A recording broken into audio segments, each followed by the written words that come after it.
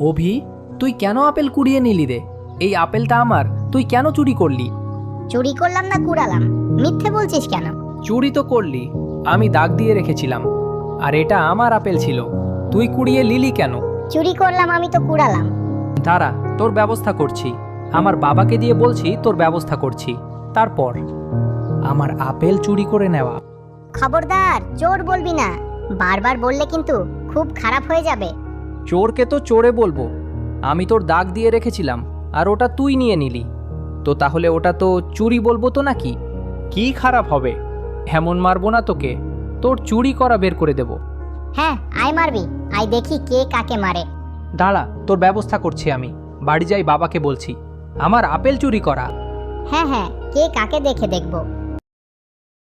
বাবা শুনছো, ওই অভি আমার আপেল চুরি করে নিয়েছে। তোকে কতবার বলেছি যে ওই অভির সাথে ঝামেলা করিস না। আমি ঝামেলা করি না, ওই আমার আপেল চুরি করে নিয়েছে। তোকে কতবার বলেছি না যে আপেল কুড়াতে যাস না, শুধু ঝামেলা করে আসিস আর আমাকে বলিস।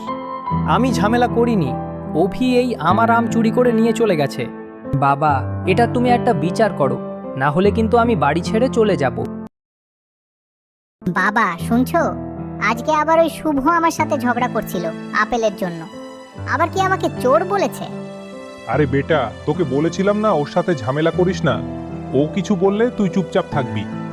তুমি ওর ধারে হচ্ছ, তুমি ওর একটা বিচার করো।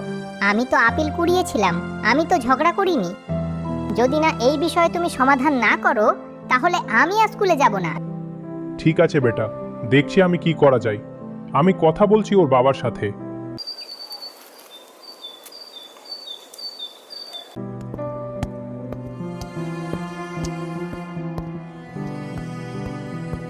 কি হলো ভাই, তুমি আমাকে ডেকেছো? হ্যাঁ ভাই, ডেকেছি। দেখছো না, আমার ছেলে আর তোমার ছেলে সব সময় ঝামেলা করছে, ঝগড়া করছে। তাই ভাবলাম এই বিষয়ে আমাদের কথা বলা উচিত। হ্যাঁ, এ তো দেখছি। কতবার বুঝাচ্ছি ছেলেগুলোকে, কিন্তু এত বেয়ারা ছেলেগুলো বুঝতে পারছে না, শুধু শুধু ঝামেলা করছে। তাই এটার তো একটা বিচার করতেই হবে। তাই গ্রামের প্রধান কে বিচারটা করতে হবে। ঠিক আছে, তাহলে প্রধানকে দিয়ে বিচারটা করব। আর ভাই, তোমার ছেলেকেও নিয়ে যাবে সাথে করে, প্রধানের কাছে ওরাও শুনবে কি বিচার হয়, আর সেটা মানতে হবে ওদেরকে।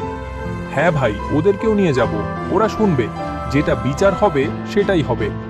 যাও যাও, নিয়ে এসো ছেলেগুলোকে। আমিও যাই, আমার ছেলেকে নিয়ে আনতে হবে। যেটা প্রধান বলবে সেটাই মানতে হবে তুই ছেলেকে।